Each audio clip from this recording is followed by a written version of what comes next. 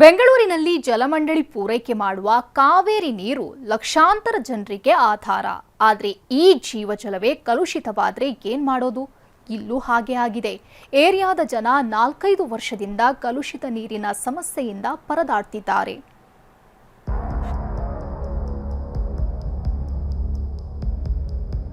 Smell ನೋಡಿದ್ರೆ ವಾಸನೆಯಿಂದ ಕೆಟ್ಟ ವಾಸನೆ ಬರುತ್ತಿದೆ. ಅದಕ್ಕೆ ನಾವು ಕಾವೇರಿ ನೀರು ಬಳಸ್ತಾನೆ ಇಲ್ಲ, ನಿಲ್ಲಿಸ್ಬಿಟ್ಟಿದ್ದೀವಿ.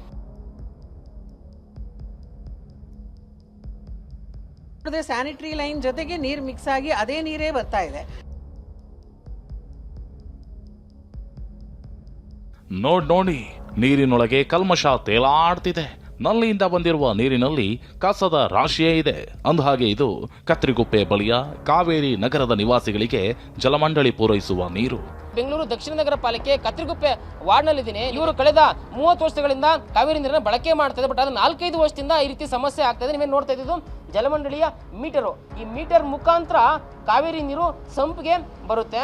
ಸಂಪಿನಿಂದ ಅವರು ಮತ್ತೆ ಮನೆ ಬಳಕೆಗೆ ಈ ನೀರನ್ನು ಬಳಕೆ ಮಾಡ್ತಕ್ಕಂಥದ್ದು, ಕುಡಿಯೋದಾಗಿರ್ಬೋದು ಅಥವಾ ಪಾತ್ರೆ ತೊಳೆಯೋದು, ಕೈ ತೊಳೆಯೋದು, ಸ್ನಾನ ಮಾಡೋದು, ಇದೆಲ್ಲ ಬಳಕೆ ಮಾಡ್ತಾರೆ. ಯಾವ ರೀತಿಯಾಗಿ ನೀರು ಒಂದು ರೀತಿ ಕಪ್ಪು ಬಣ್ಣಕ್ಕೆ ತಿರುಗಿದೆ ಅನ್ನೋದನ್ನ ಗಮನಿಸ್ತಾ ಇದ್ದೀರಾ. ಸೊ ಈ ರೀತಿ ಒಂದು ಕೊಳಚೆ ನೀರು ಈ ಒಂದು ಕಾವೇರಿ ನೀರು ಜೊತೆಯಲ್ಲಿ ಬರ್ತಾ ಇದೆ ಅಂತಕ್ಕಂಥದ್ದು ಇವರು ಮಾಡ್ತಾ ಇರುವಂತ ಆರೋಪ.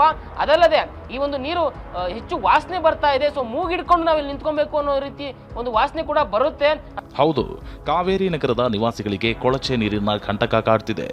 100ಕ್ಕೂ ಹೆಚ್ಚು ಮನೆಗಳ ನಿವಾಸಿಗಳು 4-5 ವರ್ಷಗಳಿಂದ ಇದೇ ಸಮಸ್ಯೆಯನ್ನ ಅನುಭವಿಸುತ್ತಿದ್ದಾರೆ.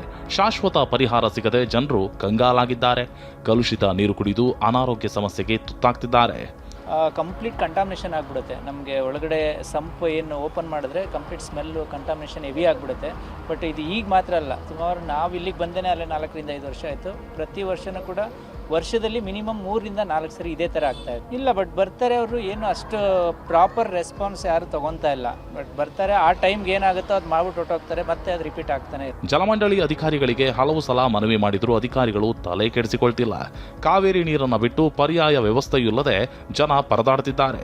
ಈ ಕಲುಷಿತ ನೀರಿನ ಕುರಿತು TV9 ಸುದ್ದಿ ಪ್ರಸಾರ ಮಾಡಿದ ಬೆನ್ನಲ್ಲೇ ಜಲಮಂಡಳಿ ಅಧಿಕಾರಿಗಳು ಎಚ್ಚೆತ್ತುಕೊಂಡು ಸ್ಥಳಕ್ಕೆ ದೌಡಾಯಿಸಿದರು.